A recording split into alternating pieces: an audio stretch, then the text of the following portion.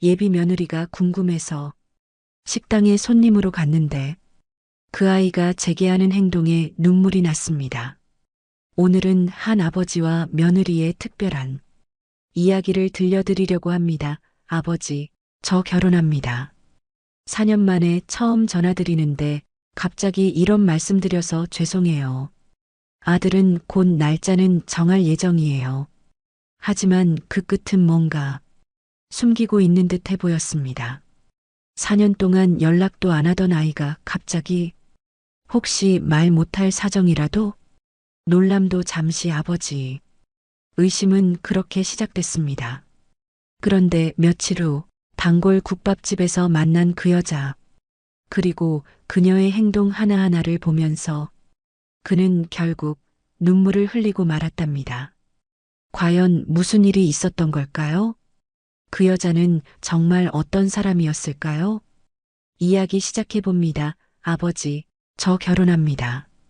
4년 만에 마주한 아들의 얼굴 한마디로 모든 감정이 흔들렸다. 이명섭 씨는 올해로 78입니다.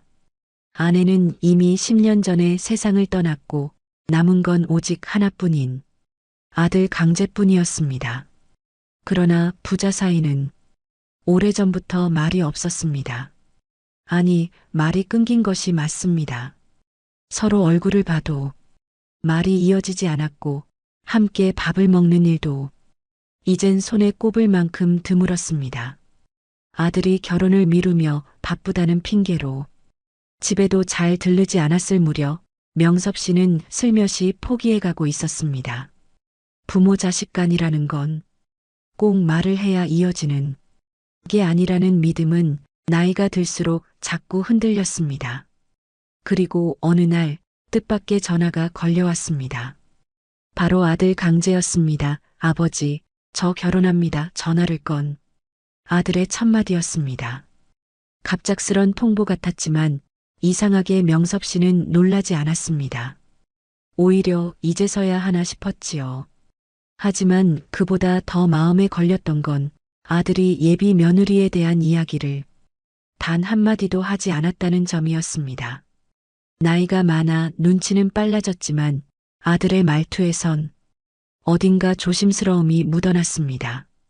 마치 자신이 죄를 짓고 있다는 듯한 태도. 그래, 잘했다. 날짜는? 명섭 씨는 담담하게 물었지만 속으로는 그 애는 어떤 아이일까라는 생각이 떠나질 않았습니다.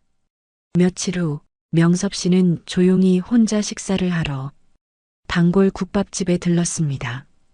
그곳은 아내 생전에 자주 함께 가던 곳이었고 아내가 죽은 뒤엔 명섭 씨의 유일한 외출 공간이 되었습니다. 그런데 그날따라 국밥집의 분위기가 조금 달랐습니다. 새로 온 듯한 젊은 여직원이 있었는데 유난히 밝은 인사성과 정돈된 손놀림이 인상 깊었습니다.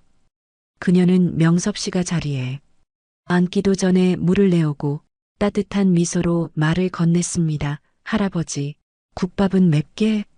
안 맵게요? 그냥 맵지 않게 줘. 네, 알겠습니다. 따뜻하게. 바로 드릴게요. 별거 아닌 인사였지만 명섭 씨는 묘하게 마음이 걸렸습니다. 그녀의 말투, 눈빛, 그리고 젓가락을 내려놓는 손끝까지 어디선가 본 듯한, 아니 느낀 듯한 익숙함이 있었습니다. 참 저런 아이가 며느리였으면 좋았을 텐데 문득 그렇게 생각하던 찰나였습니다. 어디선가 들려오는 말 한마디가 그의 귀를 붙잡았습니다.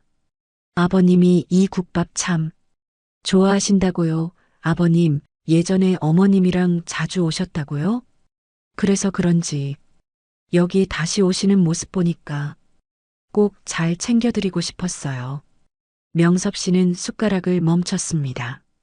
가슴 한켠이 뭉클하게 쪼여오는 느낌. 그녀가 무심코 내뱉은 그 말이 마치 죽은 아내가 했던 마지막 말과 겹쳐졌기 때문입니다. 당신 아버지, 이제부터 내가 더 잘 챙길게요. 그 기억은 병원 침대 위에서 들었던 아내의 유언이었습니다. 그날 이후 그는 아내의 그 말을 누구에게도 듣지 못했었죠. 하지만 오늘 낯선 여인의 입에서 그 말이 흘러나온 겁니다. 설마 아닐 거라고 우연이겠지 하면서도 심장이 이상하게 뛰기 시작했습니다. 그리고 바로 그날 저녁 아들에게서 또 연락이 왔습니다. 아버지, 오늘 시간 괜찮으세요? 왜? 식사 좀 같이 하자고요. 그제야 퍼즐이 맞춰졌습니다. 그 식당에서 만난 그 아이. 혹시 정말 그 아이가? 심장이 조용히 떨리고 있었습니다. 이명섭 씨는 아내와 함께 살았던 수십 년보다 지금 이 순간이 더 떨리는 시간일지도 모른다고 생각했습니다. 식당에서 마주친 그 아이 밝은 인사, 다정한 손길, 그리고 국밥 위에 얹어준 따뜻한 파송송. 그건 분명히 낯선 얼굴이었습니다. 하지만 말투, 표정, 앉은 자세까지 이상하게 익숙했지요. 무엇보다 그 말이 자꾸 귓가에 맴돌았습니다. 아버지가 이 국밥 좋아하셨어요. 저도 그분처럼 꼭 잘 모시고 싶어요. 명섭 씨는 처음엔 단순한 우연이라 생각하려 했습니다. 하지만 아들의 연락을 받은 그날 저녁 불안한 예감은 점점 확신으로 바뀌었습니다. 아들은 오랜만에 고깃집으로 그를 불렀습니다. 그날따라 혼자 먼저 와 있었고 고개도 잘 들지 않았습니다. 잠깐 어색한 침묵이 흐른 후 강재가 먼저 말했습니다. 아버지, 저 정식으로 말씀드리려고요. 이번에 결혼할 사람이랑 같이 살 생각입니다. 예식은 간소하게 하고요. 조용히 그래. 뭐 요즘 다들 그렇게 하지. 명섭 씨는 담담히 답했지만 눈빛은 아들의 표정을 살피고 있었습니다. 그 아이는 괜찮은 사람인가? 얘 아주 똑 부러지고 착하고 잘해요. 저한테 잠깐 멈칫했던 아들의 말끝 무언가 감추는 듯한 태도의 명섭 씨는 다시 물었습니다. 언제쯤 얼굴은 볼 수 있겠나? 그러자 아들은 조용히 웃으며 말을 돌렸습니다. 아버지, 아직 정리할 게 많아서요. 좀 더 준비되면 그때 정식으로 인사시킬게요. 지금은 아직 타이밍이 안 맞아서.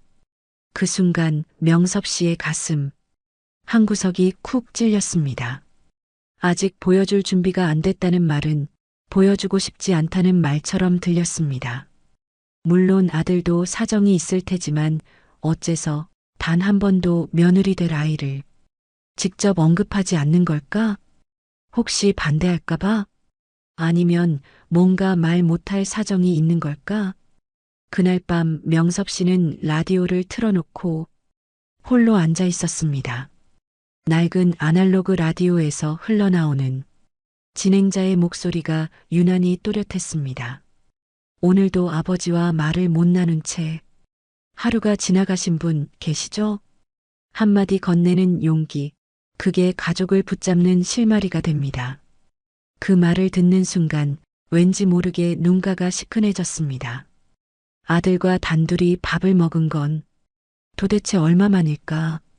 그리고 그동안 아들은 얼마나 외로웠을까 하지만 그렇게 생각하려는 순간 다시 식당에서 마주친 그 아이의 얼굴이 떠올랐습니다. 그 아이는 너무 자연스러웠습니다. 그 어떤 예의 바름도 아닌 사람에 대한 배려처럼 다가왔습니다. 아버지, 반찬 더 드릴까요? 김치가 오늘은 좀 덜 익었죠?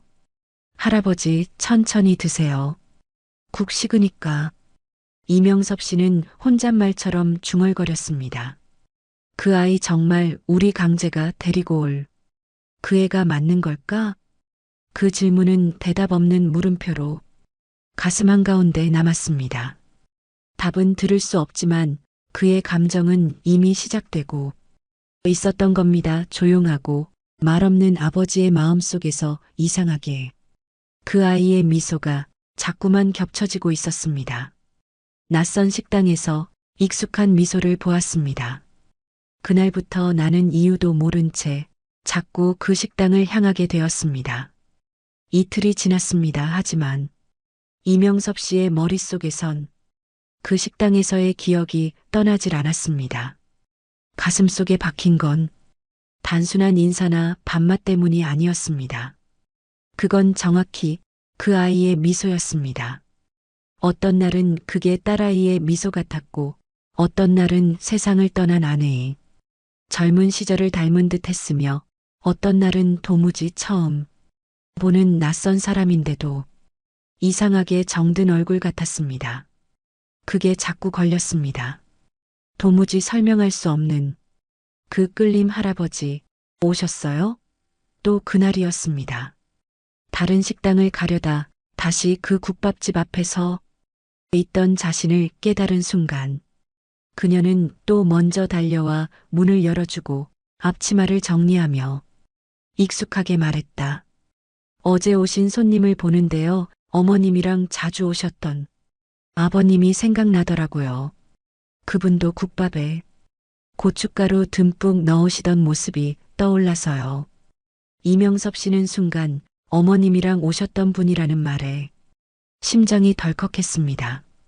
그녀가 자신과 아내를 기억하고 있다는 뜻이었습니다. 그게 벌써 몇 년 전인데 기억하오? 그럼요.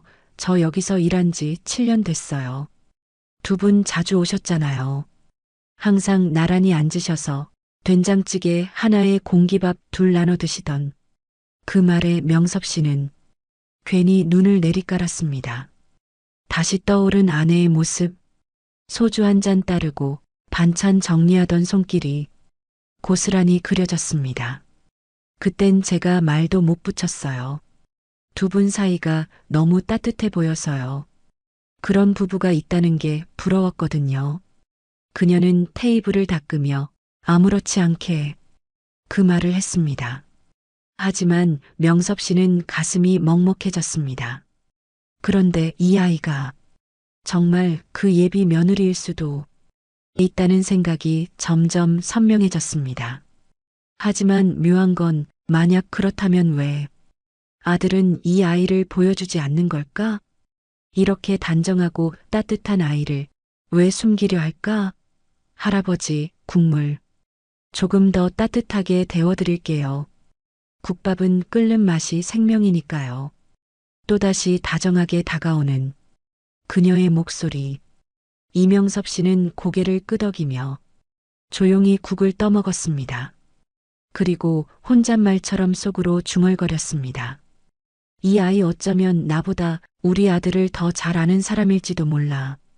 식사를 마치고 자리에서 일어나려는 그때 그녀는 미소를 지으며 말했다.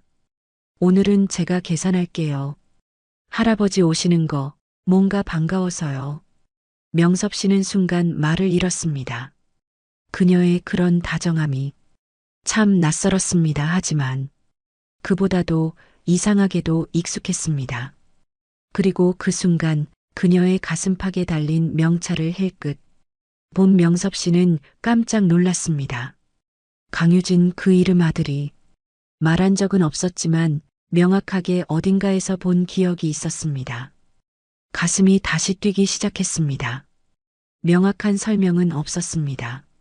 하지만 분명한 건 이 아이가 그냥 서빙하는 아가씨로만 보이지 않았다는 것. 그날 이후 명섭 씨는 매일 아침 다른 길로 돌아가서라도 그 국밥집 앞을 서성이고 있었습니다. 그녀는 나를 알아본 듯 했습니다. 말은 없었지만 그 아이의 눈빛은 이미 오래전부터 나를 알고 있었다. 그날 이후 이명섭 씨의 아침 산책 코스는 달라졌습니다. 원래는 집 뒤 공원길을 걷다가 시장 쪽으로 향하곤 했는데 이제는 굳이 돌아가야 하는 그 국밥집 앞을 일부러 지나치곤 했습니다. 가는 김에 국밥 한 그릇 하지 모날도 쌀쌀한데 따끈한 게 좋지. 스스로에게 변명을 하면서도 마음속 목적은 분명했습니다. 그 아이 강유진 그 이름이 자꾸 머릿속을 맴돌았습니다. 처음엔 혹시 아닌가 싶었습니다. 그냥 착하고 친절한 아이일지도 모르지 하지만 날이 갈수록 드는 그 느낌, 그녀도 나를 알고 있다는 느낌. 그게 점점 확실해지고 있었습니다. 어느 날은 명섭 씨가 식당 문을 열기도 전에 그녀가 미리 달려나왔습니다. 할아버지, 오늘은 미역국도 끓였어요. 속 좀 풀어드릴까요? 그 말투엔 마치 당신, 기분을 나는 안다는 자신감이 배어 있었습니다. 그냥 손님을 대하는 게 아니라 한 사람을 정성껏 바라보는 느낌이랄까요? 미역국 그거 내가 생일 때마다 먹던 건데 말이야. 그래서요. 오늘이 생일은 아니어도 그런 날처럼 대접하고 싶어서요. 그녀는 말끝을 흐리며 미소를 지었습니다. 명섭 씨는 그 순간 아내가 해주던 생일 미역국을 떠올렸습니다. 간은 항상 조금 짰고 국물은 걸쭉했지만 그날만큼은 아내가 직접 미역을 물에 불리고 고기까지 넣어 끓였던 그 정성, 그 미역국과 똑같은 냄새가 지금 눈앞에 놓여 있었습니다. 혹시 나랑 어디서 본 적 있지? 명섭 씨는 조심스럽게 물었습니다. 유진은 살짝 놀란 듯 눈을 동그랗게 뜨다가 이내 고개를 숙였습니다. 어릴 때 아버님, 댁 근처에서 살았었어요. 어머님이 저희 집에도 반찬 나눠주셨고요. 그때 아버님도 종종 오셨던 것 같아요. 이야기 속 기억의 퍼즐이 맞춰지기 시작했습니다. 그래서 그 미소가, 그 말투가 그렇게 익숙했던 겁니다. 그땐 어리기도 했고 말 한마디 못 걸었지만 항상 저희 가족이 아버님 얘기했어요. 참 무뚝뚝하신데 밥값은 2배로 놓고 가신다고. 명섭 씨는 쿡 웃음을 터뜨렸습니다. 그건 정말 자기 스타일이었으니까요. 그래. 내가 좀 그런 짓 했지. 그 둘 사이엔 그날 처음 말없는 웃음이 오갔습니다. 서로를 아는 사람들끼리만 나눌 수 있는 그런 웃음하지만 이상하게도 명섭 씨의 마음은 편하지 않았습니다. 아들이 이 아이에 대해 왜 한 마디도 하지 않았는지 그걸 생각할수록 마음 한편이 묵직해졌습니다. 이렇게 따뜻하고 다정하고 사람 마음을 안아줄 줄 아는 아이를 왜 굳이 숨기려 했을까? 그녀가 명섭 씨의 앞치마끈을 조심스레 정리해주며 말했습니다. 할아버지, 가끔은요 가족보다 남이 더 따뜻할 때도 있어요. 그 말에 명섭 씨는 눈을 떨구었습니다. 그녀는 단순히 국밥을 내어주는 사람이 아니었습니다.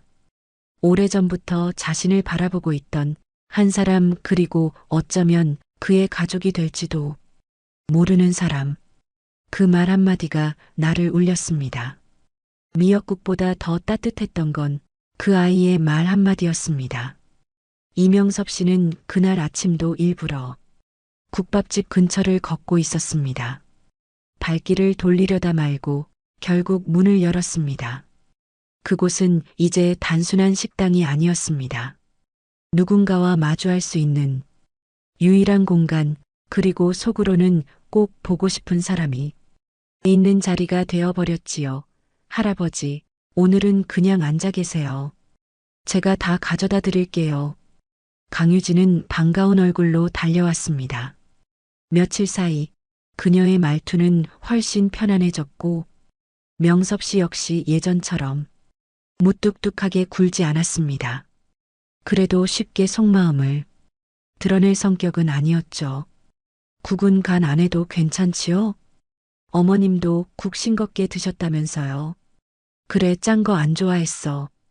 그 양반은 명섭 씨의 목소리는 작았지만 그 안엔 그리움이 섞여 있었습니다. 그러자 유진이 슬쩍 그 앞에 국그릇을 내려놓으며 말했습니다. 그럼 오늘은 어머님 드리는 마음으로 끓여봤어요. 제가 누군가를 위해 국을 끓인 건 오늘이 처음이에요. 그 말에 명섭 씨는 숟가락을 든 손을 잠시 멈췄습니다. 잠깐, 아주 잠깐 동안 그녀의 말이 온몸에 와서 닿았습니다. 누군가를 위해 국을 끓인 게 처음이라. 그건 단순한 문장이 아니었습니다. 정성을 줄 줄 아는 사람이라는 뜻이었습니다. 누군가의 마음을 생각해 끓였다는 그 진심이 이명섭 씨의 가슴에 뚝 하고 떨어졌습니다. 그래, 고맙구먼. 겨우 그 한마디를 짜낸 목소리는 이상하게 떨려 있었습니다. 유진은 조용히 미소 지으며 자리를 뜨려 했습니다. 그런데 그 순간 명섭 씨는 무언가를 툭 내뱉듯 물었습니다. 자네, 내 아들 강재를 아나? 아니, 강재랑 오래 만났나? 그녀는 멈칫했지만 고개를 천천히 끄덕였습니다. 네, 사실 아버님이 저 누군지 모르셨을 때도 혼자서 국밥 끓이면서 늘 생각했어요.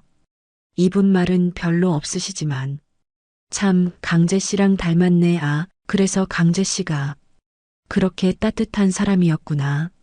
아버님도 분명 그런 분이셨겠지. 그렇게 생각하면서 국을 한 숟갈 정성껏 끓였어요. 그녀는 더 이상 강재라는 이름을 꺼내지 않았습니다. 하지만 명섭 씨는 굳이 듣지 않아도 알 수 있었습니다. 그 눈빛과 말투 하나하나에서 이미 충분했으니까요. 그 아이가 정말 아들의 사람이라는 걸 자네가 내 며느리가 될 사람이었구먼. 내 왜 말 안 했나? 강재는 그게 유진은 잠시 시선을 떨구더니 조용히 말을 이었습니다.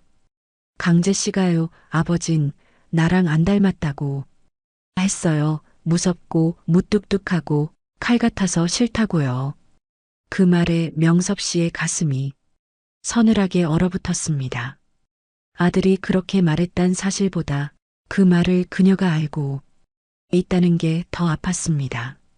하지만 유진은 잠시 후 눈을 맞추며 덧붙였습니다.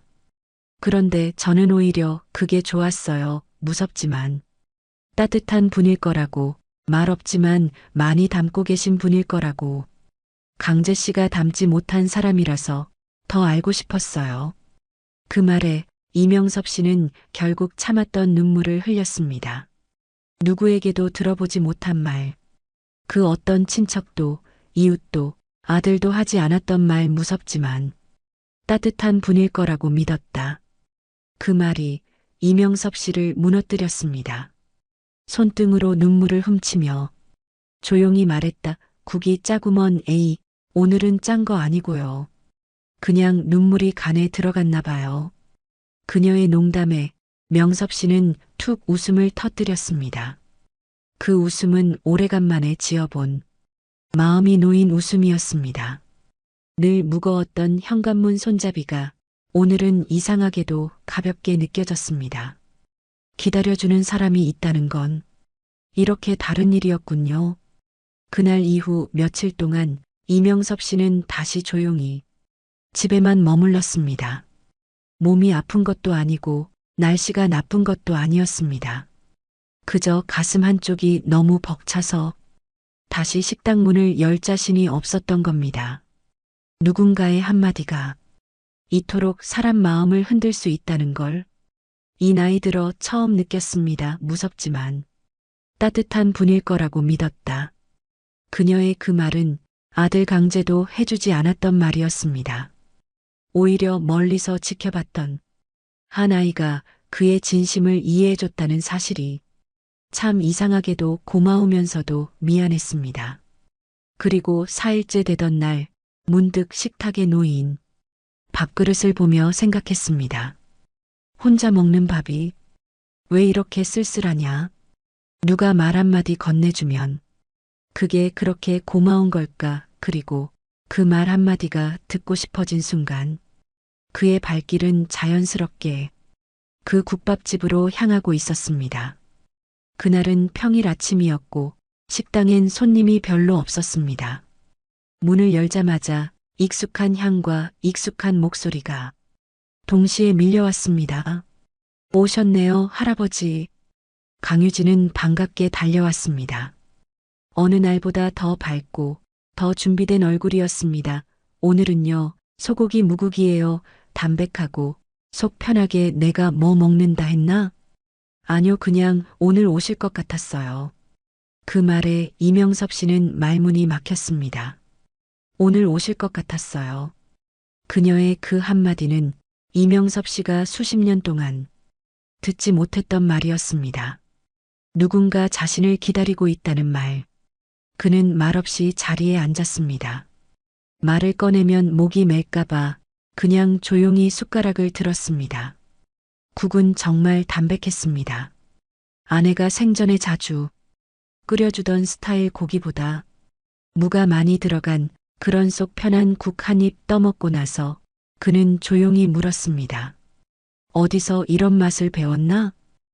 어릴 때부터요. 엄마가 이건 사랑할 때 끓이는 국이라고 하셨어요. 사랑할 때? 내 화를 내지 않아야 할 때, 그냥 따뜻하게 옆에 있고 싶을 때, 그럴 때 먹는 국이라고. 이명섭 씨는 고개를 끄덕였습니다. 그 순간만큼은 정말 이 아이가 며느리가 아니라 딸처럼 느껴졌습니다. 혹시 내가 여기 오는 거 귀찮지 않았나? 그녀는 고개를 크게 저었습니다. 아니요, 사실은 오늘 아침에 문 열면서부터 기다렸어요. 나를. 네, 오시지 않아도 괜찮은데 혹시 오시면 따뜻한 국 먼저 드리고 싶어서요. 요즘 같은 날씨엔 아무 말 없어도 따뜻한 거 하나면 다 되니까요. 그녀의 말 한마디, 그 눈빛, 그리고 기다렸다는 그 말은 이명섭 씨의 마음에 천천히 깊게 스며들었습니다. 이 아이가 우리 집 식구가 된다는 건 어쩌면 내가 다시 따뜻한 밥을 먹는 인생이 될 수도 있다는 뜻이겠구나. 국 한 그릇 앞에서 그는 천천히 깨닫고 있었습니다. 이 아이는 단순한 며느리가 아니었습니다. 잊고 있던 정을 다시 데려온 사람, 그리고 자신을 조용히 안아준 사람이었습니다. 아들과 나 왜 이렇게 멀어졌을까?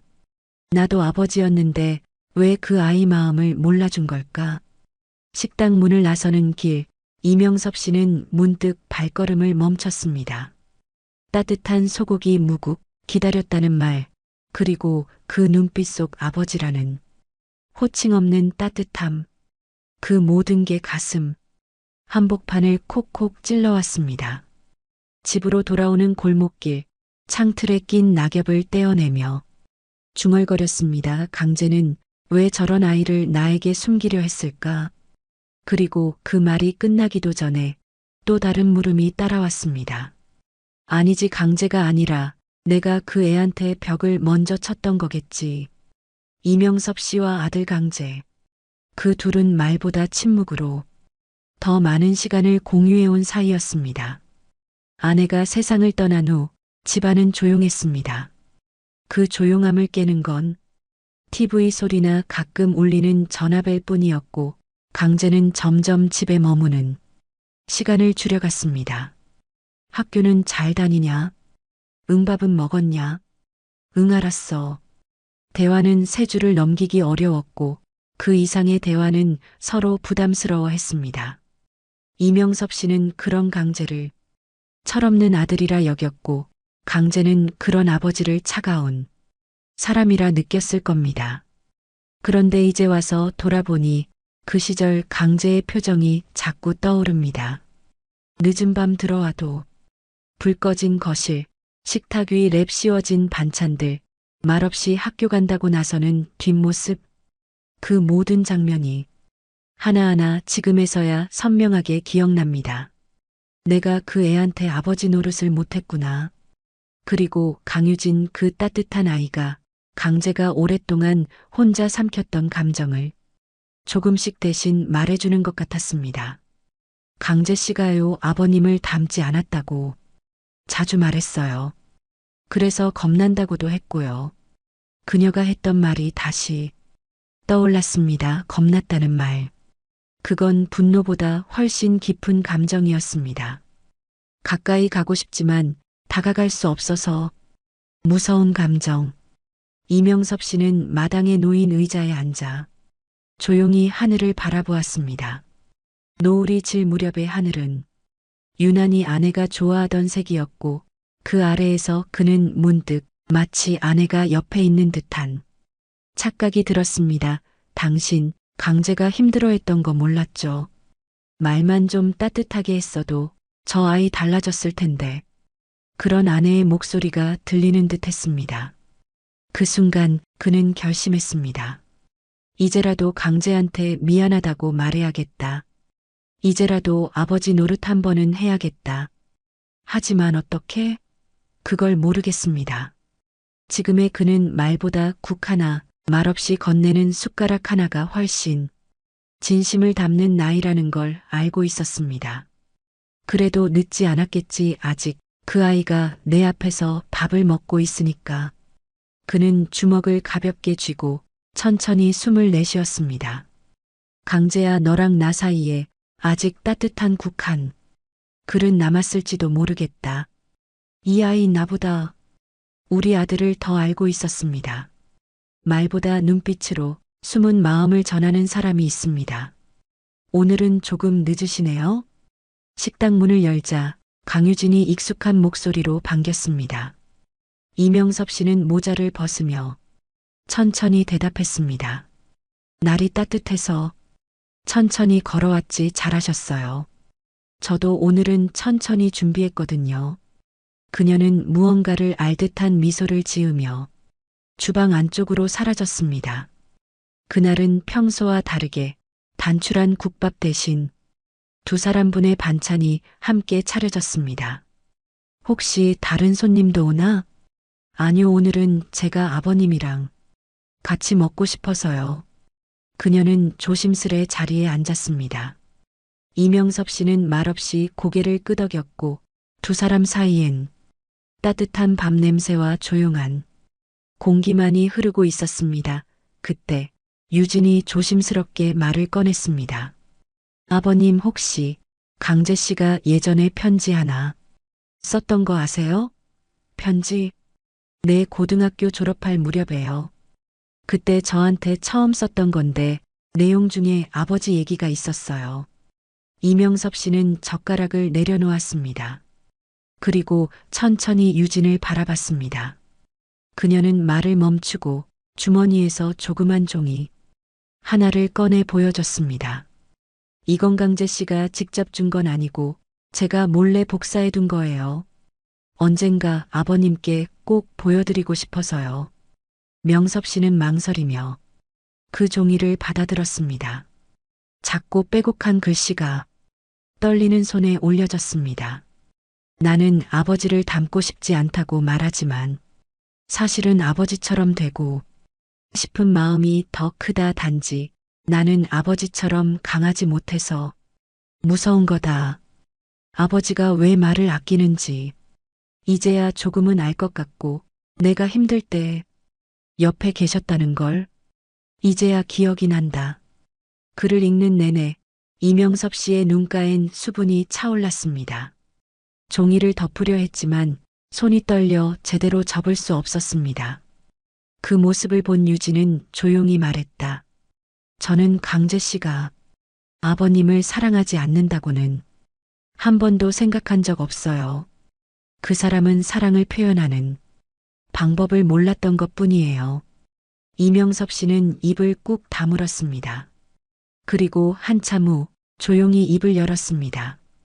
그 애가 그렇게 말했단 말이지. 닮고 싶지 않다고 하면서도 닮고 싶었다고. 네, 그래서 제가 더 강재 씨를 이해하게 됐어요. 그리고 아버님도 이해하고 싶어졌어요. 그 말은 마치 오래 닫혀있던 마음의 문을 두드리는 열쇠 같았습니다. 사람이요, 무섭고 어려운 사람한텐 말을 더 못해요. 근데도 잊히지 않는 사람은 결국 사랑하는 사람이더라고요. 그녀의 목소리는 흔들리지 않았고 그 눈빛엔 단 하나의 감정, 두 사람을 이어주고 싶은 진심이 담겨 있었습니다. 이명섭 씨는 조용히 국을 한 숟가락 떴습니다. 그리고 오래도록 씹었습니다. 그 사이사이 아들과 나눴던 짧은 기억들이 떠올랐습니다. 어릴 적 작은 손으로 그의 손을 꽉 쥐던 그 아이, 자전거 타다 넘어져도 울지 않던 얼굴, 대학 합격 통보를 듣고 혼자 라면 끓여 먹던 뒷모습. 그 아이는 늘 조용했지만 그 조용함 속에서 사랑을 기다렸던 아이였습니다. 그리고 이제 그 아이를 대신해 그 마음을 전해준 사람, 바로 이 아이 강유진이었습니다. 고맙다. 정말 그의 목소리는 떨렸지만 그 속엔 처음으로 인정이 담겨 있었습니다. 그녀는 웃으며 대답했습니다. 이제부터는 아버님께 편지도 밥도 말도 제가 대신 드릴게요. 그 말에 이명섭 씨는 처음으로 눈을 마주치고 고개를 끄덕였습니다. 그의 마음속에 작은 봄이 피어나는 듯 했습니다. 처음엔 진심이 아니었습니다. 하지만 지금은 아버님이 저의 가족입니다. 그녀는 처음부터 진심이 아니었다 하지만 지금 그녀의 진심은 눈물보다 더 깊었다. 그날도 조용히 식당 문이 열렸다. 이명섭 씨는 무심한 척 들어섰지만 그를 기다리는 사람이 눈빛은 늘 그랬듯 따뜻했다. 오늘은 도라지 무침했어요. 아버님 기침하실까봐요. 유진은 쟁반을 들고 다가왔다. 그는 말없이 앉았다. 그리고 오늘은 국도, 밥도, 반찬도 한참을 보고만 있었다. 도라지 무침이라. 네, 제 아버지도 겨울만 되면 늘 드셨거든요. 도라지 까느라 손이 시려워도 그 손으로 젖을 꼬집어주던 기억이 나요. 그 말에 이명섭 씨는 조용히 고개를 돌렸다. 유진아, 네. 혹시 내 아버지 얘기 조금만 해줄래? 유진은 그 말을 듣고 잠시 멈칫했다. 그리고 주머니에서 조심스레 작은 종이 조각을 꺼냈다. 이건 제 아버지 일기예요. 돌아가시고 나서 정리하다가 마지막 장에서 발견했어요. 종이엔 흐릿한 볼펜 글씨가 적혀 있었다. 오늘도 공장장님께서 내 월급을 먼저 챙겨주셨다. 자신은 마지막에 받고 우리 식구들 먼저 챙긴다. 이런 사람을 상사로 둔 게 내 인생의 마지막 복이다. 이명섭 씨는 종이를 들고 읽는 순간 숨이 턱 막혔다. 이거 내 공장장님이 아버님이셨어요. 뭐라고? 20년 전이에요. 아버님이 공장장으로 계실 때 제 아버지 강만호 씨랑 같이 일하셨죠. 만호 그 이름을 듣는 순간 기억이 소리 없이 떠올랐다. 작고 마른 몸, 구두닦이처럼 반짝이던 눈빛, 그리고 언제나 고개 숙여 인사하던 사람이었다. 그래, 기억난다. 정말 성실한 사람 중 하나였지. 그 사람이 내 아버지였구나. 유진은 그 말에 조용히 고개를 끄덕였다. 처음엔요, 아버지 일기에서 이명섭이라는 이름을 봤을 때 너무 놀랐어요. 그때부터 궁금했어요.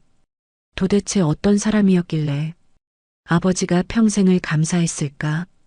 그래서 우리 강제를 내 강재 씨가 아버님 아들이란 걸 알고 더 가까워지고 싶었어요. 사실 처음엔 진심이 아니었어요. 그 말에 이명섭 씨는 자기도 모르게 손을 움켜쥐었다 하지만 그녀는 말을 이어갔다.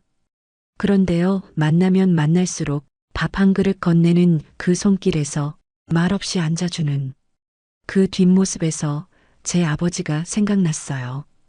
유진아, 명섭 씨가 처음으로 그녀의 이름을 불렀습니다. 낯설지만 다정한 목소리였습니다. 그러자 유진은 잠시 고개를 숙였다가 천천히 고개를 들며 말했습니다. 처음엔 좋은 사람이 누군지 궁금해서 다가왔어요. 그런데 지금은 그 사람이 가족이 되고 싶어서, 그리고 아버님께도 진짜 가족이 되고 싶어서 여기 있어요. 그녀의 목소리는 작고 단단했다. 아버님, 제가 이 집에 들어온 이유가 복잡했을 수도 있지만 지금은 정말로 아버님이 우리 가족이 되어주셨으면 하는 마음입니다. 이명섭 씨는 더는 말하지 않았다. 대신 그녀의 손등 위에 자신의 손을 올렸다. 고맙다, 그래줘서 고맙다. 그는 느꼈다. 이 아이는 처음엔 목적이 있었을지 몰라도 지금은 누구보다 깊은 마음으로 자신을 아버지라 부르고 싶어 하는 사람이라는 걸. 한 번도 내 속마음을 말한 적 없지만 나는 늘 아버지였지만 한 번도 사람으로서의 내 마음을 말해본 적이 없었다. 아버님, 오늘은 제가 옆에 앉아도 괜찮을까요? 강유진은 언제나처럼 밝은 목소리로 물었습니다. 이명섭 씨는 미묘하게 당황했지만 그녀의 진심 어린 표정에 말없이 고개를 끄덕였습니다. 식당 안구석 자리에 두 사람은 마주 앉았습니다. 앞에는 소박한 된장찌개와 나물 반찬, 그리고 따끈한 쌀밥 한 그릇. 강재 씨, 오늘은 회사 일이 늦을 거래요. 그래, 뭐 걔가 늘 바빴지. 짧은 말이었지만 이명섭 씨의 목소리는 전과 달리 부드러웠고 내려놓은 느낌이 있었습니다. 유진은 조심스럽게 말했다. 아버님, 저는 아주 어릴 때 아버지를 여의었어요. 일기장에서만 생각했지. 그래서 그런지 아버지라는 존재가 늘 막연하고 두렵기도 했어요. 그런데요. 아버님이 밥 한 숟가락 말없이 떠주실 때마다 이상하게 마음이 따뜻해졌어요. 그게 꼭 말없는 위로 같았어요. 이명섭 씨는 고개를 숙인 채 조용히 그녀의 말을 듣고 있었습니다. 그래서 오늘은 저도 아버님의 이야기를 그냥 들어드리고 싶어요. 아버님도 한 번쯤은 속마음 털어놓고 싶으실 때가 있지 않으셨을까요? 그 말에 그는 천천히 고개를 들었습니다. 작은 숨을 들이쉬고 오래 참았던 말들을 꺼내기 시작했습니다. 사실 나는 내가 좋은 아버지였다고 생각해 본 적이 없다. 어릴 때부터 아버지가 무서웠어. 말 한마디에 등짝이 얼얼해지고 밥상머리에서도 눈치 보였지. 유진은 조용히 그의 손등 근처에 손을 가져다 댔습니다. 직접 닿지 않았지만 그 온기가 느껴졌습니다. 그래서 나는 절대 소리치지 말자, 애를 때리지 말자 생각했어. 그런데 그러다 보니 정작 애가 뭘 생각하는지도 몰랐더라고. 그의 말은 갈라졌고 눈가엔 희미한 물기가 맺혔습니다. 강재가 무뚝뚝해진 것도 결국 나 때문이었겠지. 내가 말을 안 하니 걔도 말하는 법을 못 배운 거야. 유진은 끝내 참지 못하고 그의 손등 위에 살짝 손을 얹었습니다. 그 손길은 따뜻하고 단단했습니다. 아버님, 강재 씨가 그랬어요. 우리 아버지는 말이 없어서 무섭지만 그래서 더 믿을 수 있다고요. 그 말에 이명섭 씨는 눈을 질끈 감았습니다. 자신이 몰랐던 말, 아들이 했던 말, 그리고 누군가가 대신 전해준 진심. 그랬나? 내 그 사람 말 못해도 아버님을 정말 많이 의지해요. 그들은 한참 동안 아무 말 없이 밥을 먹었습니다. 숟가락 소리만이 두 사람 사이를 채우고 있었습니다. 그러다 유진이 조용히 말했다. 저 사실 아버님이 딸 하나 있었으면 좋겠다는 말 들었을 때부터 그 자리에 내가 있으면 좋겠다고 생각했어요. 이명섭 씨는 젓가락을 내려놓고 잠시 그녀를 바라보다가 조용히 대답했습니다. 이제 와서 말하지만 나도 한 번쯤은 누군가에게 마음을 털어놓고 싶다는 생각하고 있었던 것 같아. 그리고 이명섭 씨는 그녀의 손을 처음으로 자신의 두 손으로 꼭 감싸쥐었습니다. 고맙다, 진심으로. 그건 그가 처음으로 꺼낸 아버지가 아닌 한 사람, 이명섭의 진심이었습니다. 그리고 강유진은 그 말 없이 따뜻한 손으로 그 마음을 품어주었습니다. 결혼식은 단출했지만 내 마음은 벅찼습니다. 꽃도 음악도 필요 없었습니다. 그날 나는 두 사람을 가슴에 받아들였습니다. 결혼식은 정말로 조용하게 치러졌다. 양가 친척은 최소한으로만 초대되었고 하객 대부분은 식당 식구들이나 유진의 오랜 친구들, 그리고 강재의 직장 동료 몇 명 정도였습니다. 예식장도 웅장한 호텔이 아닌 작은 한옥 갤러리였습니다. 붉은빛 고목이 드리운 마당 한켠, 흰 천을 배경으로 두 사람의 이름이 적힌 작은 입간판이 놓여 있었습니다. 이명섭 씨는 검은 양복에 넥타이 대신 아내가 생전에 직접 꿰매준 회색 목도리를 걸치고 갔습니다. 잘 보이려 하지 말자. 그냥 있는 모습 그대로 서 있자. 스스로를 다독이며 행사장 안의자에 조용히 앉았습니다. 그리고 조용히 숨을 내쉬었습니다. 이윽고 유진이 등장했습니다. 하얀 원피스에 단정한 핀 하나만 꽂은 모습. 화장도 과하지 않았고 오히려 평소보다 더 담백하고 따뜻해 보였습니다. 그녀가 이명섭 씨를 바라보며 웃었습니다. 그 순간 그녀는 더 이상 며느리 될 아이가 아니었습니다. 그는 느꼈습니다. 이 아이는 이제 우리 집 사람이다. 그리고 강재가 등장했습니다. 검은 슈트의 어깨는 긴장으로 굳어 있었지만 그 눈빛만큼은 흔들림 없이 명섭 씨를 향했습니다. 결혼식은 단순했습니다. 주례도 없었고 서로의 손을 잡고 나눈 짧은 서약뿐이었습니다. 아버님, 저는 강재 씨와 함께 아버님께 따뜻한 밥상을 차리는 삶을 살겠습니다. 유진은 그렇게 말했습니다. 그 말에 이명섭 씨의 목을대가 떨렸습니다. 결혼식이 끝나고 하객들이 사진을 찍고 음식을 나눌 때쯤 강재가 조용히 아버지에게 다가왔습니다. 아버지, 그래 오늘 와주셔서 정말 감사합니다. 말투는 여전히 딱딱했지만 그 안엔 흔들리는 감정이 분명 담겨 있었습니다. 이명섭 씨는 강재의 어깨에 천천히 손을 올렸습니다. 그런 말은 너 결혼할 때 아니면 못 듣는 말이지. 네 그래도 너 오늘 잘했다. 유진이 좋은 아이더라. 그 말에 강재는 고개를 끄덕이며 잠시 눈을 감았습니다. 아버지, 저 예전엔 왜 그렇게 말을 아꼈는지 이제야 조금은 알 것 같아요. 그래, 늦게 알면 어때 이렇게라도 알게 된 게 고마운 일이지. 그들은 길게 말하지 않았습니다. 하지만 그 짧은 대화 속에 수년간 쌓여있던 오해와 거리는 조금씩 녹아내리고 있었습니다. 결혼식이 끝난 후 유진이 이명섭 씨 옆으로 와서 조용히 속삭였습니다. 아버님, 오늘은 제가 국 끓여드릴게요. 이제 가족이니까요.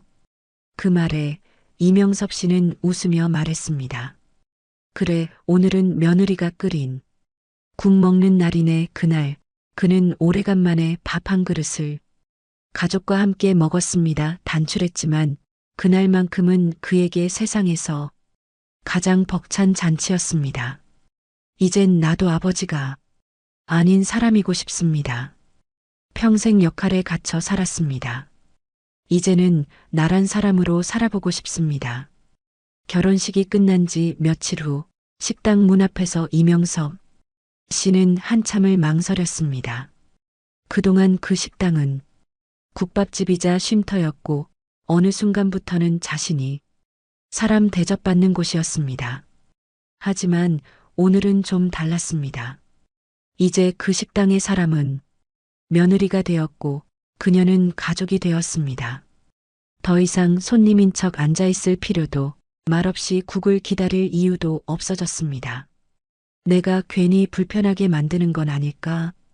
그런 걱정이 들었지만 문을 열자마자 들려온 익숙한 목소리가 그를 한순간에 편하게 했습니다. 아버님, 오늘은요, 제가 갈비탕 진하게 끓였어요.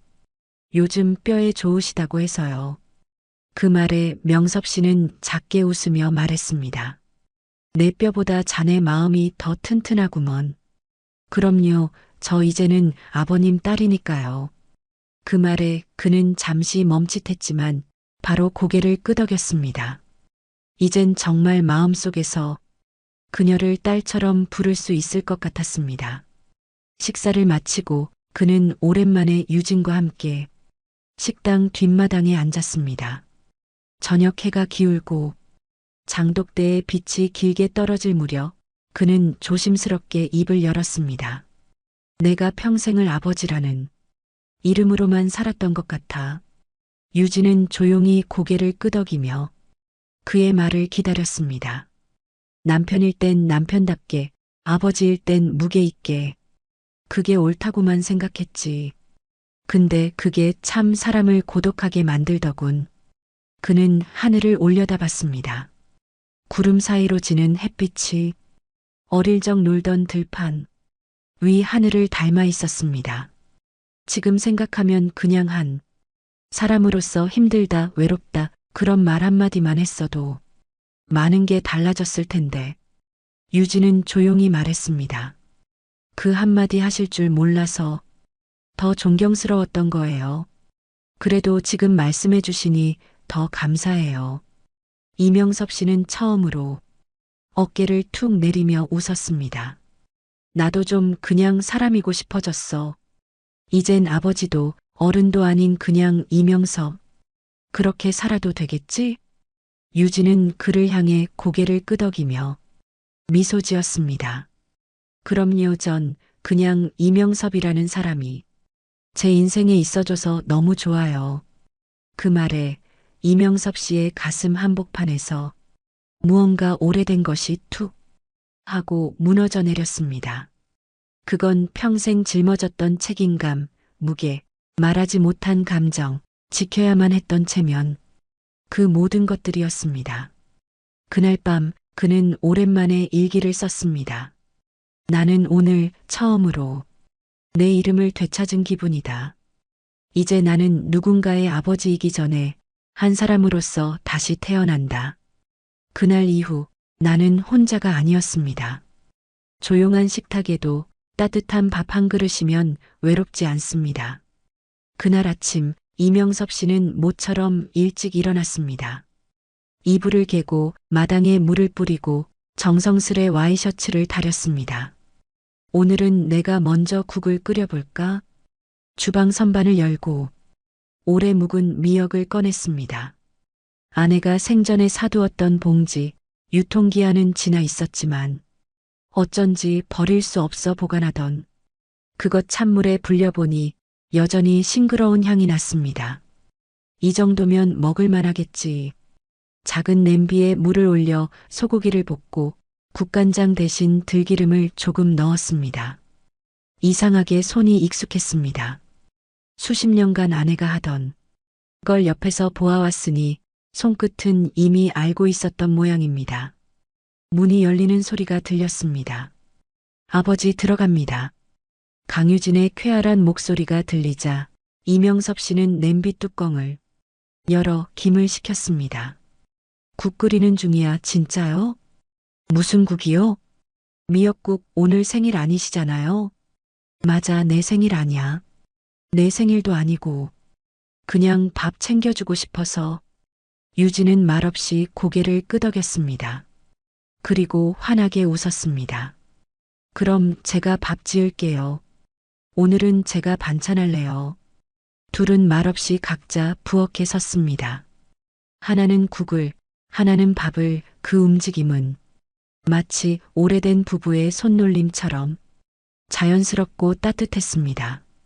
점심 무렵 강재가 들어왔습니다. 아버지, 냄새 뭐예요? 미역국? 너 먹고 가라. 내 아내가 밥 지었고 내가 국 끓였다. 강재는 멈칫했지만 이내 웃으며 식탁에 앉았습니다. 셋이 나란히 앉아 조용히 밥을 먹었습니다. 누구 하나 요란한 말을 하지 않았지만 밥알 하나, 국물 한 숟가락에 서로의 정이 녹아 있었습니다. 식사가 끝나고 유진이 쪽지를 하나 건넸습니다. 아버님, 오늘 저녁은 제가 식당에서 기다릴게요.